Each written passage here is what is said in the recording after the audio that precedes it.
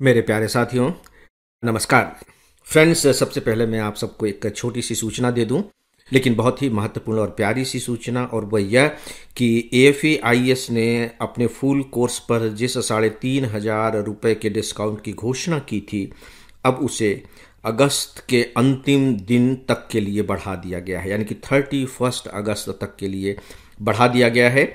इस रूप में कि जो अगस्त का माह है वो पूरी तरह से इंडिपेंडेंस का महीना है, तो क्यों नहीं इसका लाभ अपने प्रिय पाठकों तक पहुंचाया जाए।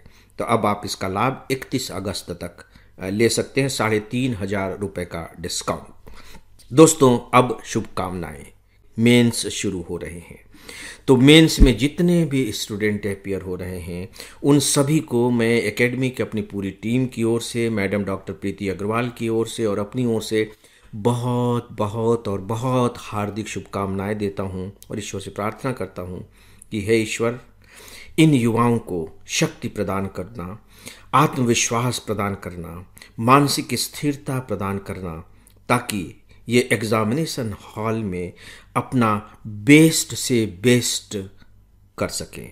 आप सबको बहुत बहुत और बहुत शुभकामनाएं। फ्रेंड्स, आज मैं आप सबसे जो ऑनलाइन गेम्स में पैसे गंवा देते हैं लोग, उस विषय पर बात करने जा रहा हूं, और इसको लेकर के सरकार ने बाकायदे एक विधेयक पेश किया था संसद में। वह विधेयक लोकसभा से पारित हो गया है, अब राज्यसभा में भेजा गया है। हालांकि ठीक है, अभी कानून बनने में वक्त है, क्योंकि वो राज्यसभा से पारित होगा। राज्यसभा से पारित होने के बाद हस्ताक्षर के लिए राष्ट्रपति जी के पास जाएगा, और इसके बाद फिर गवर्नमेंट इसके बारे में नोटिफिकेशन जारी करेगी। तो अभी इसमें वक्त लगेगा, लेकिन चूंकि लोकसभा से पारित हो गया है, राज्यसभा से भी पारित होने की संभावना है, क्योंकि यह ऐसा विषय नहीं है जिस पर किसी तरह का कोई बड़ा विवाद खड़ा होगा। राज्यसभा से भी पारित हो जाने की संभावना है, और बिल इस तरीके का है कि जब राज्यसभा से भी पारित हो जाएगा तो राष्ट्रपति जी के हस्ताक्षर हो ही जाएंगे, ऐसा मुझे व्यक्तिगत तौर पर लगता है। इसलिए उस दिन की प्रतीक्षा न करके कि राष्ट्रपति के हस्ताक्षर हो जाएं, मुझे बेहतर लगा कि मैं इस पर आज ही आप सबसे बात करूं, क्योंकि यह अखबारों की एक बहुत ही महत्वपूर्ण खबर है, और यदि मैं इस पर आज ही चर्चा कर लेता हूं तो अखबार में आप इसे पढ़ करके ज़्यादा अच्छे तरीके से शायद समझ सकेंगे। तो मैं इस विषय पर जो बहुत ही महत्वपूर्ण बातें हैं केवल वही आपसे करने जा रहा हूं। मैं विधेयक की विशेषताएं और उसके गुण और उसके अवगुण इस पर बात नहीं कर रहा हूं। उस पर काफ़ी कुछ अभी लिखा जाएगा। कुछ अखबारों ने तो इस पर बाकायदे एडिटोरियल कमेंट्स भी कर दिए। टाइम्स ऑफ इंडिया का एडिटोरियल कमेंट्स है, बिजनेस स्टैंडर्ड का एडिटोरियल कमेंट्स है, और ये दोनों कमेंट्स मैं आपको हमारा जो टेस्ट क्लिपिंग्स का सेक्शन होता है वहाँ प्रोवाइड भी कर रहा हूँ। तो दोस्तों, जो मैंने कहा कि ऑनलाइन मनी, ये ऑनलाइन मनी क्या है, इसके बारे में आप सब बहुत अच्छे तरीके से जानते हैं। ऑनलाइन गेम्स होते हैं, और ऑनलाइन गेम्स वे होते हैं जो आप मोबाइल पर खेलते हैं या लैपटॉप पर खेलते हैं। उसके लिए आपको कुछ पैसे जमा करना होता है, एक तरीके का जुआ ही कह लीजिए। दूसरे शब्दों में, आपको उम्मीद रहती है कि आप इसमें जीत जाएंगे, और पता लगता है कि आप हार जाते हैं। यदि आपको ध्यान हो, कुछ महीनों पहले IPL का आयोजन हुआ था। उस IPL को जो स्पॉन्सर करने वाली जो कंपनी थी वो थी फैंटेसी स्पोर्ट्स पार्टनर। फैंटेसी वो ऑनलाइन कंपनी थी।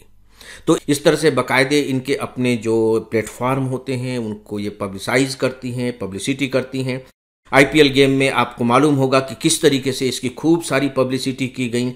यहाँ तक कि जो बड़े बड़े स्टार्स हैं, क्रिकेट के स्टार्स हैं, वे तक विज्ञापन के लिए आए। लोगों को लगा, और खासकर युवा दिमाग को, कि नहीं, यहाँ पैसा लगाना चाहिए, ये कई गुना हो जाएगा, क्योंकि आश्वासन तो इसी तरह का दिया जाता है, लालच तो इसी तरह का दिखाया जाता है। उन्होंने पैसे लगाए और उनका पैसा गायब हो गया। दोस्तों, एक फाउंडेशन है, उसका नाम है इंडिया ब्रांड इक्विटी फाउंडेशन। उसने एक रिपोर्ट दी है, और उसके अनुसार लगभग 60 करोड़ लोग ऑनलाइन गेम्स खेलते हैं। 60 करोड़ लोग, और उसमें लगभग 20,000 करोड़ रुपए गंवा देते हैं। सोच करके देखिए, 20,000 करोड़ रुपए गंवा देते हैं। बात केवल यहीं तक नहीं है, और गंवाने के बाद जो हमारे खासकर जो युवा होते हैं, या यहाँ तक कि दूसरे भी लोग, साइकोलॉजिकल इतना डिस्टर्ब हो जाते हैं कि उनमें से बहुत लोग तो अपना जीवन ही खो देते हैं, आत्महत्या कर लेते हैं। और ये संकट बहुत गंभीर होती चली जा रही है, क्योंकि मुझे मालूम है कि किस तरीके से मेरी पत्नी प्रीति, जो बाकायदे 6 बजे से 9 बजे तक रोज शाम को लाइफ से रिलेटेड जो समस्याएं होती हैं उन पर फ्री काउंसलिंग करती हैं, कैसे उनके पास इससे जुड़ी कितनी सारी समस्याएं आती थी, और थैंक्स गॉड कि बहुत से जीवन को बचाने में उन्हें सफलता मिली है। चूँकि मैं उससे दौर से गुजरा हुआ हूँ, जब मेरी पत्नी बात करती थी तो मैं अंदर से हिल जाता था। ये वे यंग युवा हैं जो अपने घर से पैसे लेकर के पढ़ने के लिए शहर गए हैं या कोचिंग कर रहे हैं। लालच आ जाता है कि यार थोड़ा सा खेल लो, घर से पैसे नहीं मंगाने पड़ेंगे। पर्पस तो अच्छा होता है कि कमाई कर लेंगे, लेकिन जो साधन है वो अच्छा नहीं होता। तो सरकार ने अब फैसला किया है कि नहीं, ये जो ऑनलाइन गेम्स है, खासकर जिसमें पैसा इस्तेमाल होता है, उस पर प्रतिबंध लगाया जाएगा। और कठोर प्रतिबंध लगाने के लिए ही यह विधेयक पेश किया गया है। और इस विधेयक का जो शीर्षक है आपको मालूम होना चाहिए, क्योंकि संज्ञा है ऑनलाइन गेमिंग संवर्धन और विनियमन विधेयक 2025। दोस्तों, यह इसका नाम है, ऑनलाइन मनी गेम्स से रिलेटेड। यहां मैं एक बात आपको बता दूं, जब भी ऑनलाइन गेम्स, मनी गेम्स के बारे में बात होती थी तो अखबारों में ये पढ़ने को मिलता था कि नहीं भैया, ये केवल मनी गेम्स ही नहीं है, बल्कि ये सही मायने में लोगों की स्किल को डेवलप करती है। गेम्स जब आप खेलते हैं तो आपका स्किल डेवलप होता है। क्या सच में स्किल डेवलप होता है? और अगर थोड़ा बहुत स्किल चलिए डेवलप हो भी जाता है तो उसकी कीमत कितनी चुकानी पड़ रही है लोगों को। लोग साइकोलॉजिकल डिस्टर्ब हैं, आर्थिक और सामाजिक संकट पैदा हो रहे हैं। तो क्या सच में उस स्किल के लिए हमारे युवा इतनी बड़ी कीमत चुकाएं? क्या उन्हें ऐसा करना चाहिए? इसीलिए इस विधेयक में जो एक बहुत अच्छी बात कही गई है वो ये कि नहीं, ये जो स्किल गेम के नाम पर आप कुछ भी करते हैं, और गेम ऑफ चांस, जो मनी गेम जो है ये गेम ऑफ चांस है, इसमें कोई फर्क नहीं है, ये दोनों एक ही जैसे हैं। क्योंकि सरकार ये जानती है कि यदि इनमें थोड़ा सा फर्क कर दिया गया ना, तो लोग स्किल गेम के बारे में कह करके जोड़ तोड़ करके उसको इसमें डाल देंगे, फिर चाहे कुछ भी कर रहे हों, फिर मुश्किल हो जाएगा। इसीलिए बहुत ज़रूरी था कि जो कानून बनाया जाए वो इस तरीके का बनाया जाए जो कठोर हो। इसमें एक बहुत अच्छा प्रोविज़न किया गया है जो मुझे पसंद आया, वो ये कि अभी तक ये होता था कि जैसे मान लीजिए कि मैं गेम खेल रहा हूँ और मैं पकड़ा गया तो मैं अपराधी हूँ। अब इस स्थिति को बदल दिया गया इस विधेयक में। बोले कि नहीं, जो पकड़ा जाएगा वो अपराधी नहीं है, वो तो विक्टिम है, वो पीड़ित है, उसके साथ अपराध किया जा रहा है। तो जो कंपनी ये काम कर रही है, जो गेम खिला रही है, वह कंपनी अपराधी मानी जाएगी और उस पर बहुत कड़ी कार्यवाही होगी। ये बहुत इंपॉर्टेंट प्रावधान इसमें किया गया है ताकि बचने के लिए उनके पास कोई ऐसा खास चांस न रह जाए।